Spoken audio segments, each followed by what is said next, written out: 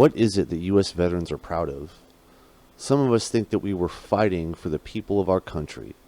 Others try to forget about their experience altogether and don't like to weigh in their opinion of anything political, or some, like myself, think that our service was a lie. At the end of the day, what we were doing in the military was supporting imperialism.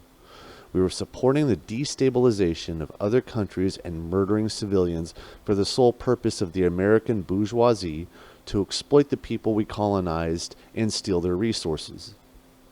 Whether that's oil, precious minerals, or the cheap labor of the conquered. There is no honor in that, and there should be no pride in that, and it is fucking disgraceful. So if we shouldn't be proud of what we did in the military, then what can we be proud of? Well, we can be proud of standing shoulder to shoulder with the rest of the working class. The way we can actually help is to take our time in the military and apply that to helping the rest of the working class in collective class struggle. Because we are part of the working class and always have been. The only thing that the rest of the working class asks for is our minds and our willingness to help. And you'll find that they demand far less of us than our bourgeois government did. What the working class don't want is more violence. Even the ones who try to act hard and say they want violence don't want it, because they know, but they don't know how to articulate it, that if violence is committed against certain parts of the population, it would only be a matter of time until it makes its way to their front door.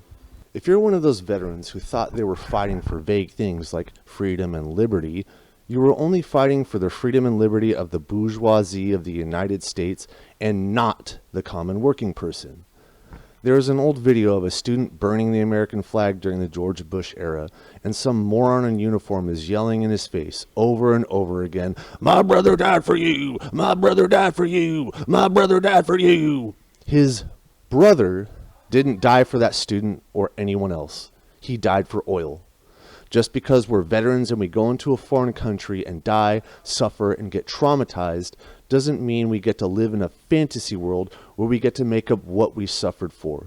You shed blood, sweat, and tears for whatever the wealthy ruling class told our government to send us over there for. Iraq and Afghanistan, it was oil. Vietnam and Korea, it was to spread American imperialism and insert puppet dictatorships so we could exploit the people of those countries and steal their resources. That's what democracy is, when our bullshit leaders diarrhea that word out their fucking mouths. We've been brainwashed to believe that our system is best and that it's the only one that works. If you don't think that we have been brainwashed, then answer me these questions 3. Why did the Soviets really fail? What makes a country communist? What do communists believe? If your answers are, they failed because capitalism dominated it, communism is evil, and they believe in destroying freedom and democracy, then you've proved my point in your conditioning. I'm not going to vilify you too hard because no person is immune to brainwashing, especially when they are born into it and hear it from their media, their parents, their priests, their teachers, their government officials, etc. However, when people are trying to tell you the facts and you're resisting at every point, then you are part of the fucking problem. Nowadays, it's more difficult to get away with brainwashing because people can record everything. We can see police brutality, children's brains falling out of their skulls in Palestine, people running away and being murdered in cold blood. People can see with their own fucking eyes what is happening and make their own decisions and counteract the conditioning. But if you refuse to look at it, then you're choosing to ignore the truth and live in a fantasy land where the US are the good guys and our military protects freedom and democracy, in words only. While you're at it, you can be a fucking unicorn too.